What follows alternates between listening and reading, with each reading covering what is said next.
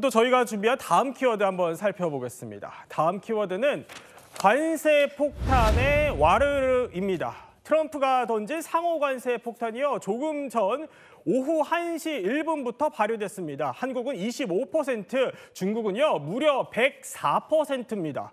이 관세 폭탄에 코스피가요 오늘 장중 2,300선이 무너졌습니다. 자, 이남희 기자, 조금 전에 우리 증시 장마감했는데 상호 관세 발효된 지 1시를 기점으로 해서 거의 뚝뚝뚝뚝 떨어져요. 그러니까 2,300선 뚫린 게 무려 1년 5개월 만이라면서요. 한숨 쉬시는 분 주변에 많습니다. 계좌 파랗게 멍들었다. 폭삭 망했수다. 예. 정말 작년부터 만약에 투자해 오신 분들이라면은 그 상승부 모두 반납하고 그냥 오히려 더 마이너스인 분들도 굉장히 많으실 겁니다.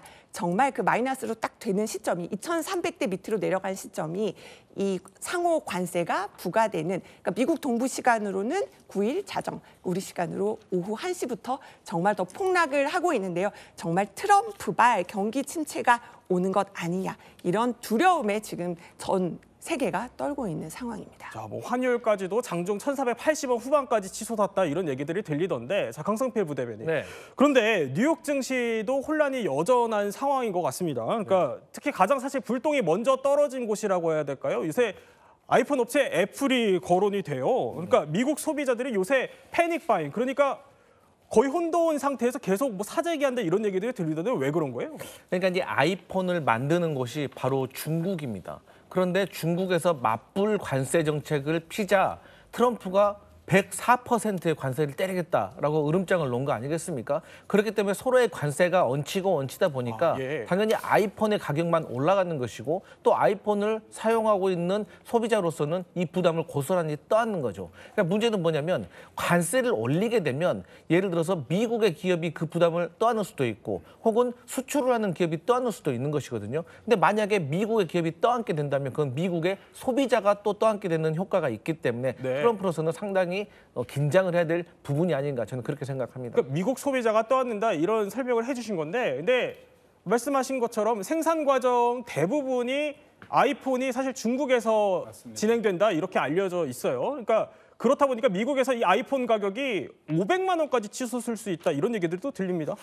사실상 디자인은 미국에서 하는데 실제로 제품을 만드는 거는 이제 중국에서, 그다음에 중국에서 만들 때 여러 가지 뭐 액정이 있고 그다음에 거기에 들어가면 AI 관련해서 부품이 있고 그다음에 메모리 칩 같은 게 있지 않습니까? 그거는 또 뭐 한국과 대만과 일본 뭐 그쪽에서 다양한 어떤 경로를 통해서 받고 있습니다. 근데 이제 관세라는 게 보편 관세가 있고 상호 관세가 있는데 예. 중국뿐만이 아니라 여러 나라도 다 올랐습니다. 그렇다면 최종적으로 그런 어떤 관세가 각 부품마다 전이가 되고 그게 또 완결돼서 중국에서 이제 해서 미국으로 넘어올 때 강선필 위원장이 얘기한 것처럼 100% 넘게 됐습니다. 그렇기 때문에 일반적으로 아무리 상승폭, 소위 말해서 마진을 줄인다고 하더라도 소비자들이 받았을 때 그 오른 가격은 30, 40%가 된다는 거죠. 근데 여기서 좀 미국에 있는 아이폰 가격만 30, 40% 오르는 게 아니라 뭐 땅 파가지고 돈 버는 게 아니지 않습니까? 애플도. 그렇다면 거기에 대한 어떤 이익을 좀 더 메우기 위해서 다른 나라의 아이폰도 가격을 올릴 수밖에 없다. 그렇기 때문에 그렇다면 모든 물건이 올랐을 때 소비자들도 불만일 수 있고 그렇다면 그 기업도 불만일 수밖에 없기 때문에 이게 언제까지 과연 가능할지에 대해서는 조금 의문이라는 그런 지적도 나오고 있습니다. 자, 이렇게 트럼프가 촉발한 관세 전쟁으로요, 백악관도 들썩들썩합니다. 측근들이 나서서 엄호를 하다가 삐끗하거나요, 아니면 아예 뭐 자기들끼리 싸우기도 한다던데요. 먼저 이 사람 발언이 구설수에 올랐습니다.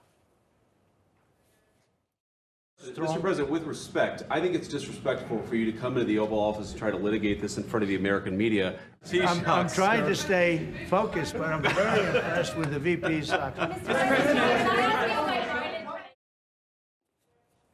자, 김경희 대변인, 저 사람 그 우크라이나 대통령과 네. 논란이 있었던 저 트럼프의 아바타로 불리는 벤스 부통령인데, 중국 촌놈들이 만든 물건 사기 위해 중국 촌놈들에게 가서 돈을 빌린다. 이 촌놈 발언 때문에 논란인데 이게 무슨 내용이에요? 그러니까 결국은 어떻게 보면 민주당과 공화당이 중국을 대하는 방식에 있어서 좀 차이가 있습니다. 뭐냐면 미국은 WTO를 통해서 중국을 세계의 어떤 시장에 일종의 어떤 공장으로서의 역할을 준 거죠. 근데 그러다 보니까 금융을 많이 생각을 했습니다. 그리고 중국에 직접적인 투자를 많이 했습니다. 그렇기 때문에 중국에 있어서의 기업이 뭔가 성과를 내는 게 본인들한테 이득이 됐어요. 근데 역으로 봤을 때 미국의 제조업은 굉장히 처참하게 망가졌습니다. 근데 아메리카 퍼스트라고 해서 트럼프나 그 벤스 같은 경우는 미국의 제조업을 하기 위해서 이런 부분에 있어서 중국을 타겟팅해야 되는 거 아닙니까? 그렇기 때문에 근데 중국에 대한 그런 감정이 좀 묻어났다 이렇게 표현할 수 있습니다. 네, 그렇다 보니까 뭐 머스크를 비롯해서 백악관 내에서까지 집안 싸움이 일어나고 있는 것 같습니다. 이 상황을 트럼프는 계속 지켜볼지 더 관심 있게 보기로 하고요.